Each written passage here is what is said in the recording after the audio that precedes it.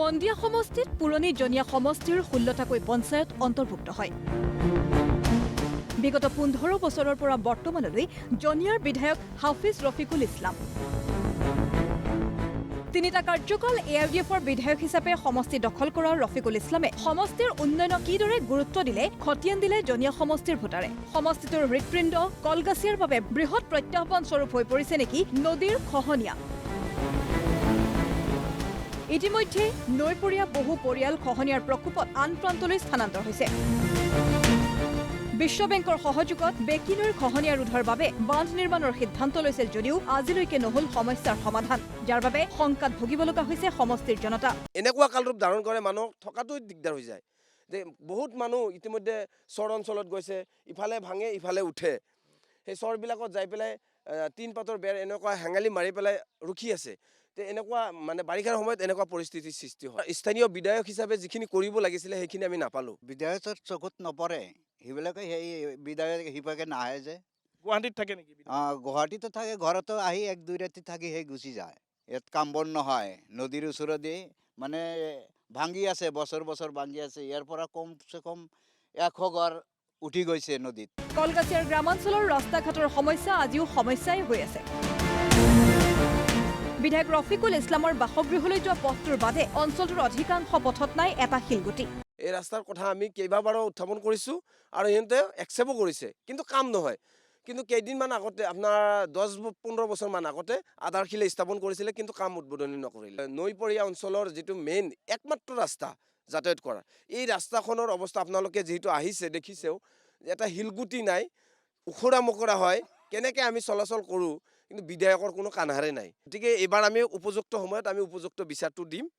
এতিয়া কাক দিম এইটো আমি আপোনালোকৰ মাধ্যমেৰে আমি প্ৰকাশ নকৰোঁ, কাৰণ ৰাইজ সজাগ যে যোগ্য ব্যক্তিক আমি ভোট প্ৰদান কৰিম। আমাৰ যদি কিবা এটা বেমাৰ হয় 108 আমাৰ ইয়াত নাহে, 1 কিলোমিটাৰ ভাগত থাকে।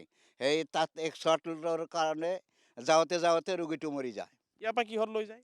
ইয়াৰ পৰা ঠেলা বা কান্ধত লৈ যাওঁ।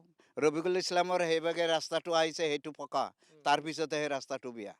আমিনগাঁৱৰ পৰা বৰপেটা হৈ জনীয়া, অভয়াপুৰী, ধুবুৰীৰ পৰা পশ্চিমবংগ যাব পৰা বিকল্প ঘাটপথটোত থকা বেকী নৈৰ ওপৰৰ দলংখনৰ এটা অংশ বহি যোৱাৰ ফলত বহুদিন স্তব্ধ হৈছে যাতায়াত। সঠিকভাৱে নিৰ্মাণ কাৰ্য সম্পন্ন নকৰাৰ ফলত 10 বছৰতে বহি গ'ল দলঙৰ এটা অংশ, যাৰ ফলত ঘাইপথটোৰ যাতায়াত 6টা মাহে বন্ধ হৈ আছে। এই ব্ৰিজখন যদি সঠিকভাৱে ৰূপায়ণ কৰিলেহেঁতেন তেনেহ'লে আজি এই পৰিস্থিতি নহ'লেহেঁতেন। যে ৰোগী এখন নিবলৈ হ'লে এইফালৰ পৰা মানে হুইল চেয়াৰত লৈ যাব লাগে। যদি ইমাৰ্জেঞ্চি কেছ হয়, এক্সিডেণ্ট কেছ বা ডেলিভাৰী পেচেণ্ট হয়, তেনেহ'লে এইখিনি ঠাই কেনেকৈ লৈ যাব? হুইল চেয়াৰত মানে লৈ যাওঁতে প্ৰায় 15 পৰা 20 মিনিট সময় লাগে। ইমাৰ্জেঞ্চি পেচেণ্ট 20 মিনিট সময় ৰখিলে তেখেতৰ ডেথ হোৱাটো নিশ্চিত কিজানি হ'ব পাৰে।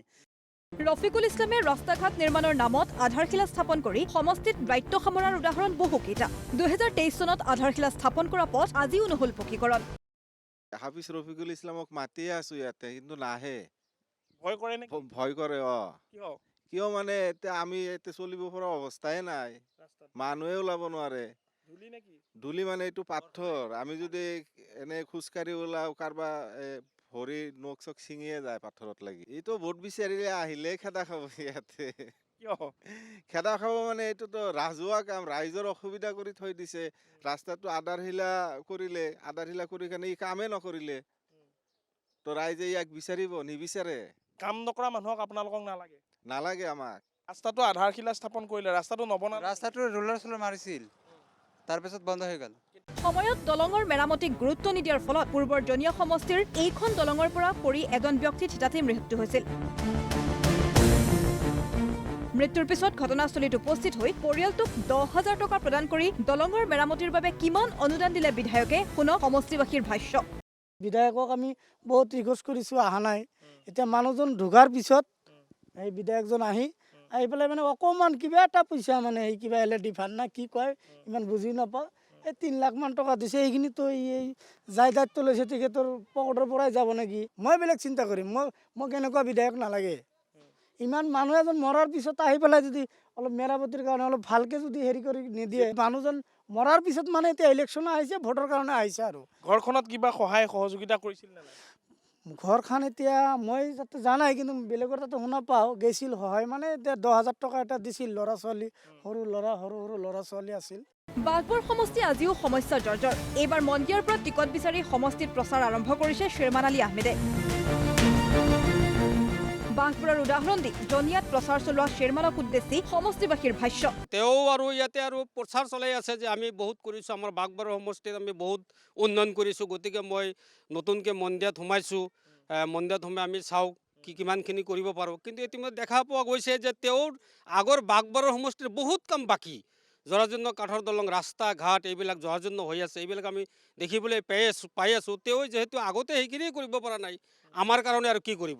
এয়া পূৰ্বৰ জনীয়া সমষ্টিৰ সাপেক্ষে ৰাইজে ভুগি অহা সমস্যা আৰু অভিযোগৰ কিছু উদাহৰণ। বিধায়ক হোৱাৰ পূৰ্বে সমষ্টিবাসীৰ সন্মুখত পথাৰ ফুলজাৰি মাৰি পৰৱৰ্তী সময়ত গুৱাহাটীতেই 5 বছৰীয়া কাৰ্যকালৰ অধিক সময় পাৰ কৰি দিয়া বিধায়ক এইবাৰ নিবিচাৰে মন্দিয়া সমষ্টিৰ ভোটাৰে।